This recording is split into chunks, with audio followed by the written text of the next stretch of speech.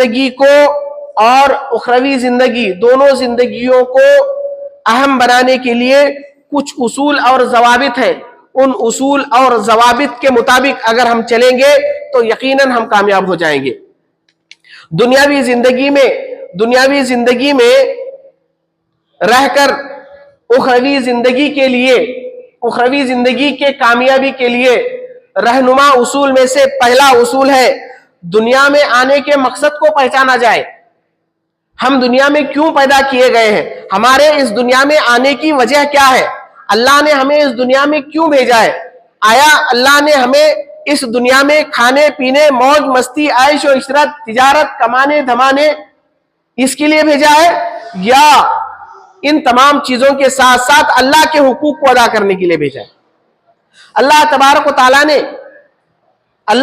و تعالی نے اس دنیا میں آنے کے مقصد کو بیان کرتے ہوئے فرمایا وَمَا خَلَقْتُ الْجِنَّ وَالْإِنسَ إِلَّا لِيَعْبُدُونَ. ہم نے انسان اور جنات کو صرف اور صرف اپنی عبادت کے لیے پیدا کیا ہے. انسان اور جنات جو پیدا کیے گئے ہیں یہ عبادت کے لیے پیدا کیے گئے ہیں. انسان کی پیدائش کا مقصد اولین عبادت ہے. اگر انسان اپنی زندگی کے مقصد کو پہچانے گا تو دیکھے گا کہ ہر عمل عبادت ہی عبادت ہے.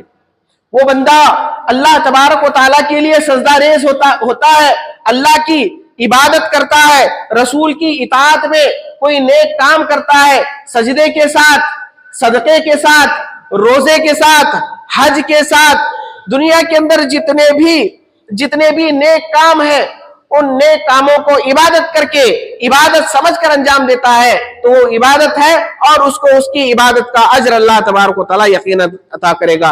ایک صحابی اللہ کے نبی صلی اللہ علیہ وسلم کے پاس آئے، کہا اے اللہ کے نبی صلی اللہ علیہ وسلم میں حج کرنے کے لیے جانا چاہتا ہوں، میں حج کو جانا چاہتا ہوں. اے اللہ کے نبی صلی اللہ علیہ وسلم مجھے آپ اجازت دیجئے. رسول اللہ صلی اللہ علیہ وسلم نے فرمایا کیا تیرے والدین زندہ ہیں؟ صحابی نے کہا کہ اللہ کے نبی صلی اللہ علیہ وسلم میری والدہ زندہ ہے. تو اللہ کے نبی صلی اللہ علیہ وسلم نے صحابی سے کہا کہ جا تو اپنی والدہ کی خدمت کر، تجھے اللہ تبارک و تعالیٰ حج کا ثواب عطا کرے گا. تو میرے بھائیو، انسان کے لیے اللہ اور اس کے رسول صلی اللہ علیہ وسلم نے جن جن چیزوں کا حکم دیا ہے ان کو بجا لائے گا انسان تو وہ عبادت ہے، اس کی عبادت کا اس کو حق دیا جائے گا. میرے بھائیو، لیکن آج ہم نے اس مختصر سی زندگی میں اس عارضی اور مادہ پرستی دنیا میں ہم نے اس دنیا ہی کو سب کچھ سمجھ لیا ہے اور اس دنیا ہی کو جو ہے ہم نے سب کچھ سمجھ کر جو ہے اپنے خواہشات کے مطابق ہم زندگی گزار رہے ہیں. جیسے ایک کنویں کا میڈک اپنے کنویں ہی کو اپنی پوری دنیا سمجھتا ہے، ایسے ہم آج اس دنیاوی زندگی کو سب کچھ سمجھ بیٹھے ہیں. حاضرین، حقیقت تو یہ ہے کہ اس دنیاوی زندگی کے بعد ایک اہم زندگی آنے والی ہے، وہ کبھی ختم ہونے والی نہیں ہے. وہاں اس زندگی کا کوئی اختتام نہیں ہے. اس زندگی کے اندر کچھ حدود اور قیود ہے، اس زندگی کا لمٹ ہے، اس زندگی کا کوئی لمٹ نہیں ہے. یہاں گھنٹہ ہے، یہاں منٹ ہے، یہاں سیکنڈ ہے، یہاں دن ہے، یہاں ہفتہ ہے، مہینے ہیں، سال ہیں، صدیاں ہیں. میرے بھائیو، آخرت میں کچھ نہیں ہے، آخرت کی زندگی میں کچھ نہیں ہے.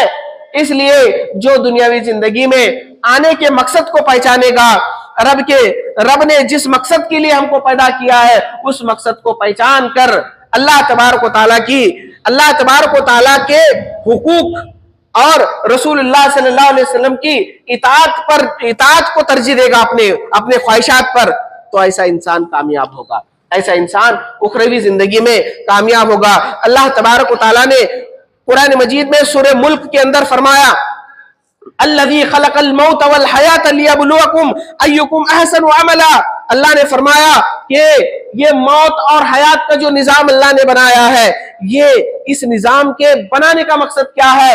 اس کا مقصد اولین صرف اور صرف یہی ہے کہ انسان کو جانچا جائے، انسان کی آزمائش کی جائے، انسان کی جانچ پڑتال کی جائے.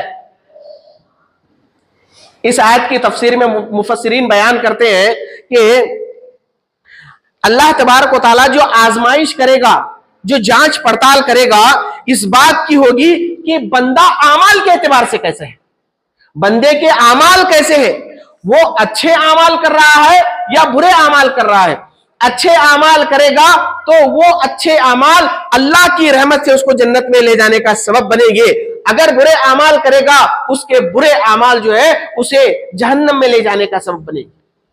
اس لیے میرے بھائیوں ضروری ہے کہ ہم اس دنیاوی زندگی میں آنے کے مقصد کو پہچانیں۔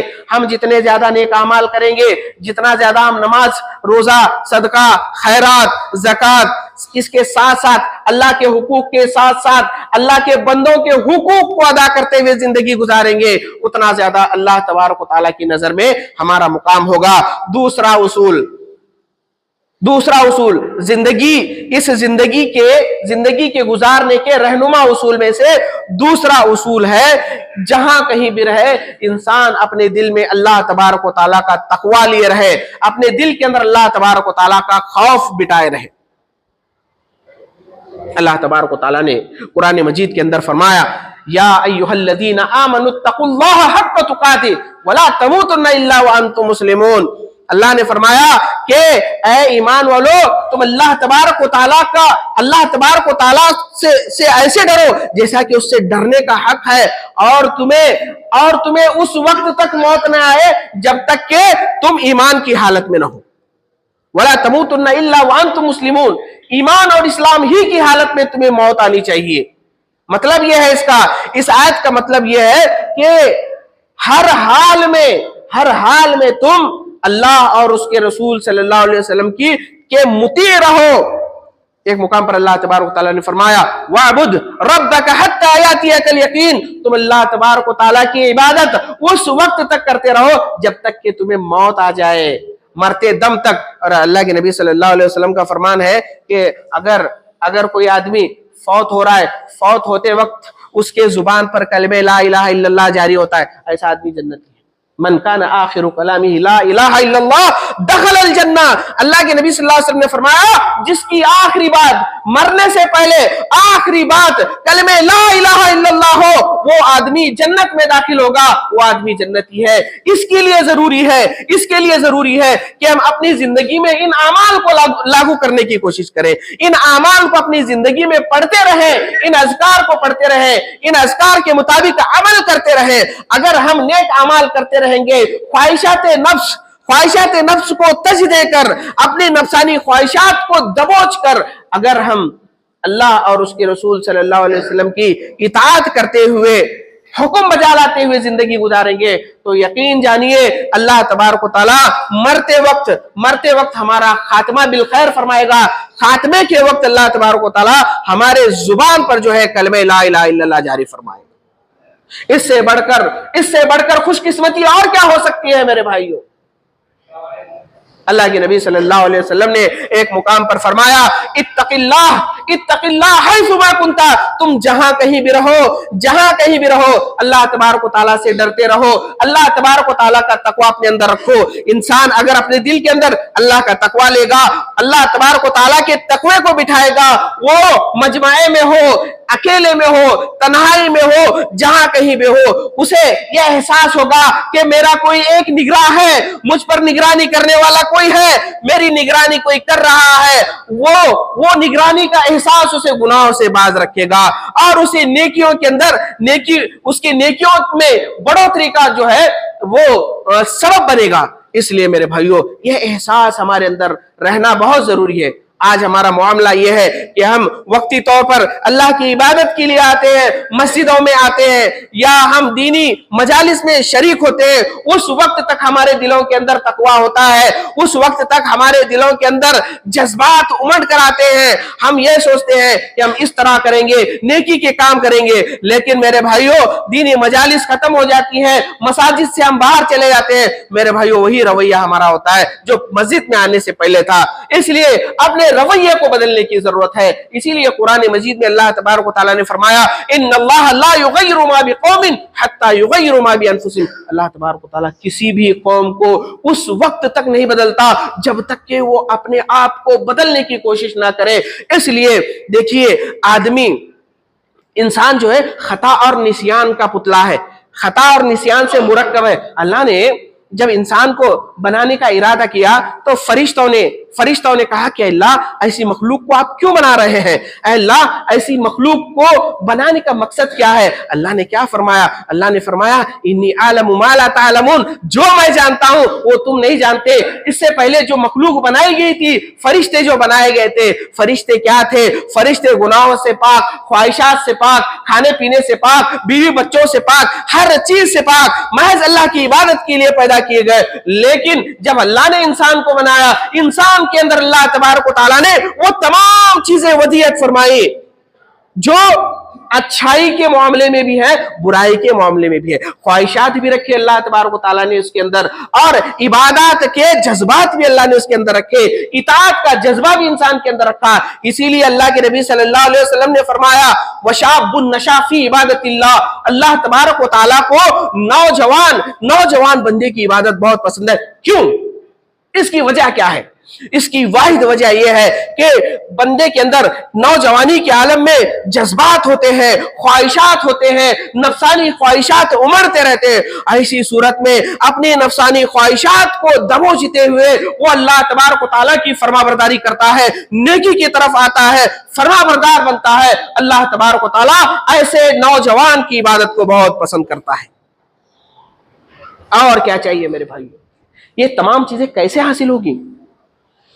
ان کے حصول کا ذریعہ کیا ہے؟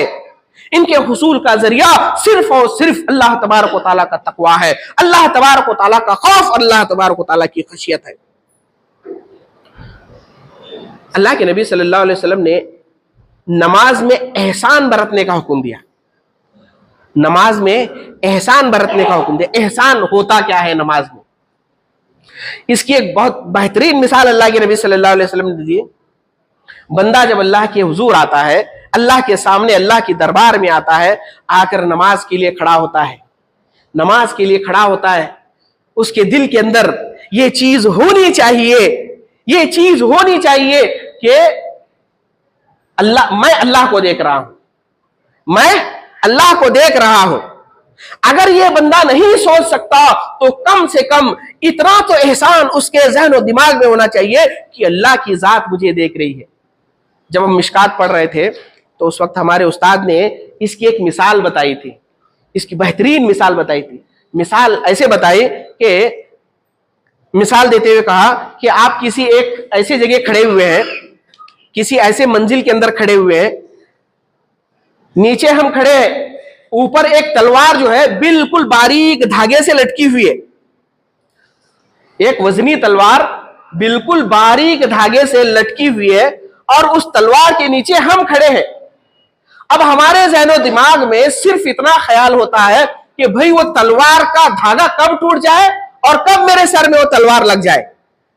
اب وہ سوچ، وہ خیال سے آدمی باقی اطراف کے جتنے بھی برائیاں ہیں، باقی اطراف کا جتنا بھی ماحول ہے، اس سے بالکل قطع نظر ہو جاتا ہے۔ تو یہ احسان ہے۔ جب بندہ اللہ کی عبادت کے لیے آئے، اللہ کی اطاعت کے لیے آئے، تو اس کے دماغ میں دنیاوی کوئی خواہش نہیں ہونی چاہیے۔ خواہش ہو تو صرف اور صرف رب کی رضا کی خواہش ہو، رب کی فرما برداری کی خواہش ہو۔ یہ خواہش انسان کو جنت تک لے جائے گی۔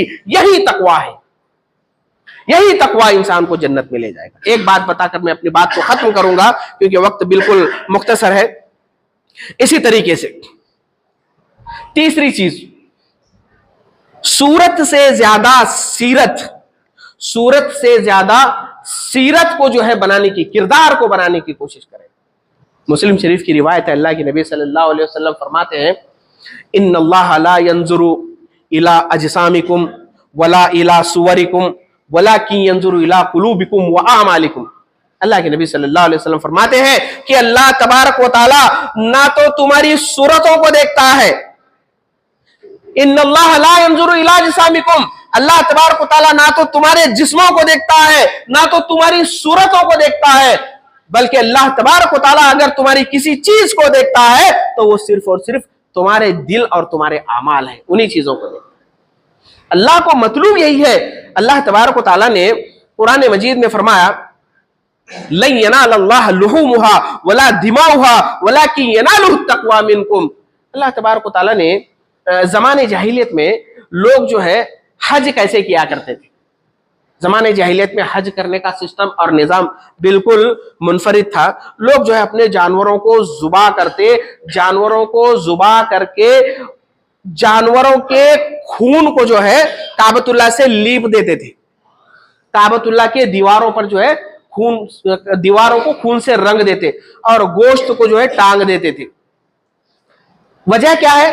वजह यह है कि अल्लाह तबारक व तआला ने ऐसे जो है इस तरह अल्लाह तबारक व तआला की नजर में हमारी कुर्बानियां काबिल कबूल होगी।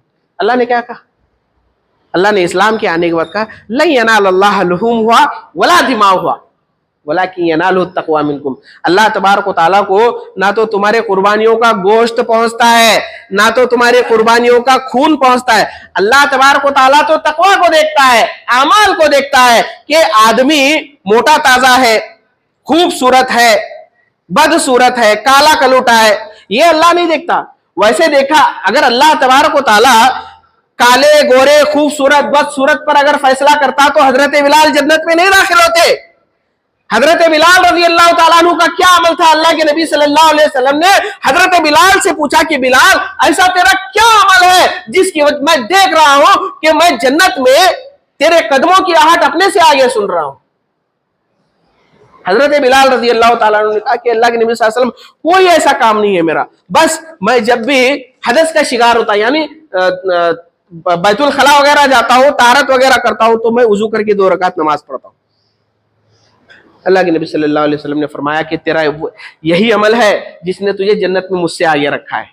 तो मेरे भाइयों बताने का मकसद यह है कि अगर हम जाहिरी सूरत, जाहिरी टिप टॉप, जाहिरी शबाहत को छोड़कर अपने अखलाक को दुरुस्त करने की कोशिश करेंगे, अपने अखलाक को सुधारने की कोशिश करेंगे, अपनी सीरत को सीरत नबी सल्लल्लाहु अलैहि वसल्लम के मुताबिक लाने की कोशिश करेंगे, तो याद रखिए मेरे भाइयों दुनिया का नक्शा बदल जाएगा। अल्लाह के नबी सल्लल्लाहु अलैहि वसल्लम के बाद हजरत अबू बकर सिद्दीक रज़ी अल्लाह तआला अन्हु का दौर आया। हजरत अबू बकर सिद्दीक रज़ी अल्लाह तआला अन्हु ने रसूलुल्लाह सल्लल्लाहु अलैहि वसल्लम के नुकूश को दुनिया के अंदर बिखेर दिया। हजरत अबू बकर का इंतकाल हुआ, हजरत उमर फारूक रज़ी अल्लाह तआला अन्हु आए। हजरत उमर फारूक रज़ी अल्लाह तआला अन्हु ने जनाब रसूलुल्लाह सल्लल्लाहु अलैहि वसल्लम की सीरत के नुकूश को पूरी दुनिया के अंदर ऐसे बिखेर दिया कि हजरत उमर रज़ी अल्लाह तआला अन्हु के दौर में फैसले किए जाते तो किताब और सुन्नत से किए जाते। एक बात बताकर मैं अपनी बात को खत्म करूंगा। एक आराबी आदमी दौड़ा दौड़ा मदीना आया, मदीना आकर पूछने लगा क्या उमर मर गया? बुद्धू था, कहने लगा कि उमर मर गया। तो लोग रंजीदा खातिर थे, परेशान थे, कहने लगे कि बदवी तुझे कैसे पता चला कि उमर इस दुनिया से चला गया है? तो हजरत उमर रज़ी अल्लाह तआला अन्हु के वफात की खबर सुनने के बाद वो बुद्धू कहने लगा कि आज सुबह मैंने देखा कि एक घाट पर जो है एक शेर ने एक बकरी पर हमला किया।